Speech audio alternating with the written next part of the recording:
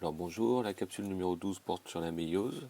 Avant de commencer, on va poser un certain nombre de notions. Je vous rappelle qu'une cellule eucaryote est une cellule qui a 2 N chromosomes. Chez l'homme, on a 46 chromosomes. Et je vous rappelle que à l'interface, les cellules possèdent des chromosomes qui sont présents sous la forme d'une seule chromatide. Alors on va considérer que la quantité d'ADN, on va l'appeler 2C au départ. Alors, chez l'homme, vous savez que il y a la formation de gamètes qui s'appellent des spermatozoïdes. Chez la femme, c'est la même chose. Les gamètes, cette fois-ci, s'appellent les ovules. Et si on regarde les karyotypes, donc à gauche, là, vous avez un karyotype donc normal. Vous avez le karyotype XX. Donc c'est une femme, donc on va considérer que c'est le karyotype de la maman. Et à droite, on voit qu'il y a un karyotype sur lequel vous n'avez que une chromatide, un chromosome. On a non pas 23 paires, mais 23 chromosomes. En fait, les gamètes que vous allez former, donc les spermatozoïdes et les ovules, ont en réalité 23 chromosomes. Tant et si bien que à la fécondation, 23 chromosomes apportés par le spermatozoïde et 23 chromosomes apportés par l'ovule, ça fera donc les 23 paires de chromosomes de départ. Donc en fait, le passage d'une cellule souche chez l'homme comme chez la femme qui a 23 paires de chromosomes à une cellule germinale, donc un spermatozoïde ou un ovule à 23 chromosomes, ce passage s'appelle la méiose. Donc nous allons détailler un peu la méiose. La méiose, en fait, c'est deux grandes étapes. C'est une étape de division qui consiste à passer d'une cellule à 2 N chromosomes à une cellule qui a N chromosomes.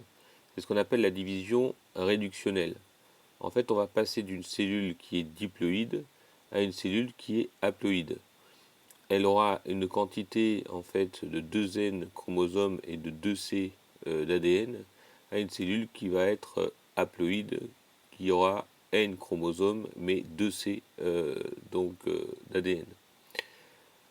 Alors c'est l'étape la plus longue dans la division de la méiose et cette étape est fondamentale parce qu'on va le voir, elle est responsable du brassage génétique et c'est à l'origine de la diversité des individus.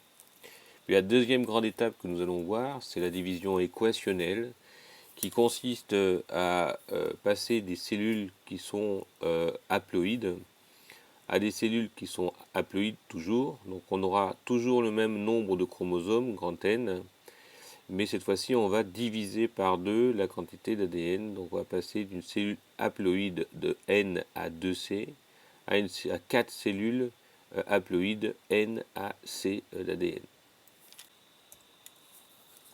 Alors la première division de la méiose, c'est la division réductionnelle. Alors avant de parler de la prophase,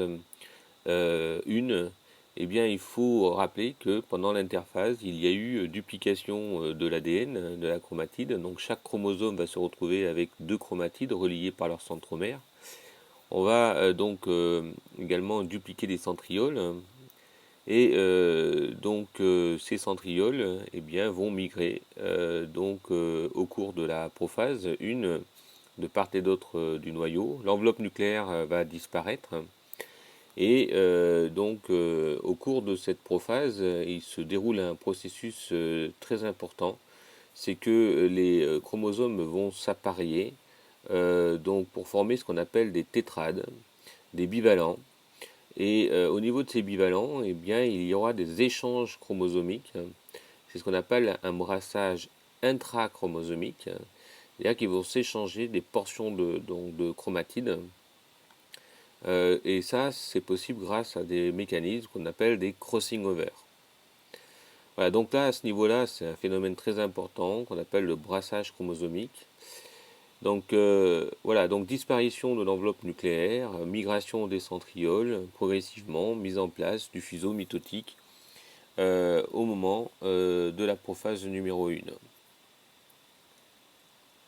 Alors, je rappelle que pendant cette prophase 1, eh bien, il y a disparition de l'enveloppe nucléaire, il y a apparition des chromosomes homologues, donc pour la formation des bivalents, et il y a des échanges réciproques de segments de chromosomes entre les chromatides non sœurs. C'est ce qu'on appelle le crossing over, qui est responsable du brassage intrachromosomique.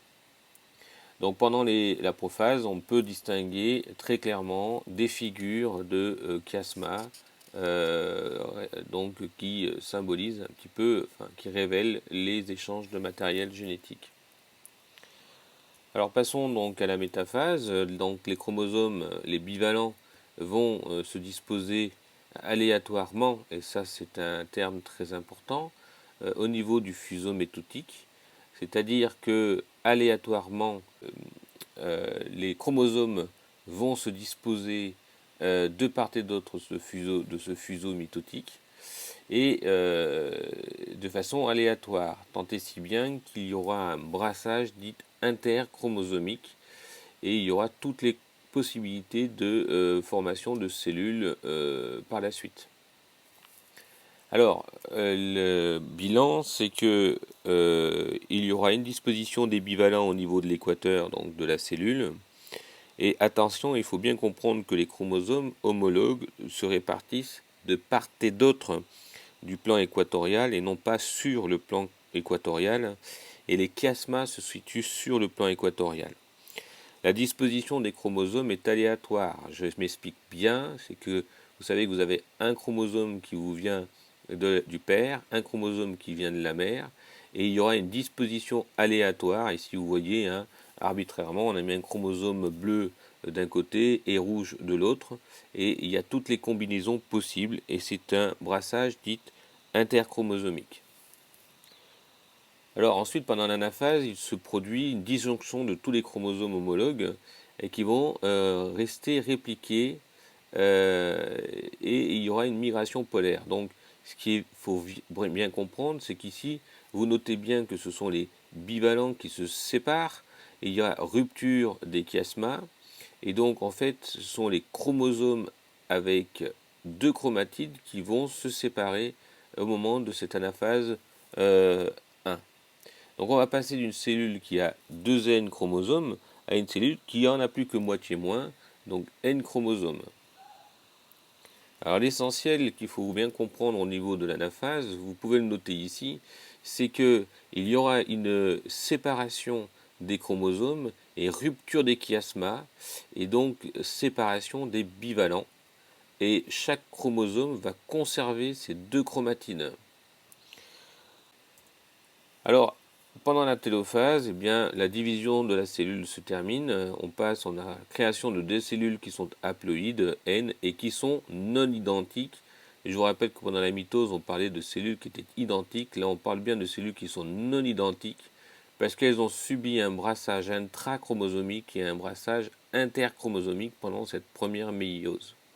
Première phase méiose, cette phase de division réductionnelle. Donc les cellules qui sont issues de cette télophase, une, et après cytodyrèse, eh bien, il y aura la formation d'une cellule haploïde à N chromosomes et une quantité qui est donc le 2C d'ADN.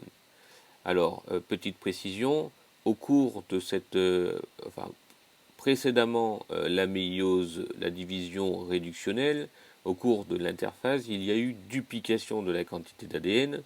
Et donc, en suivant le postulat que j'ai posé dès le départ, on est donc passé d'une cellule à 2C d'ADN à une cellule à 4C d'ADN.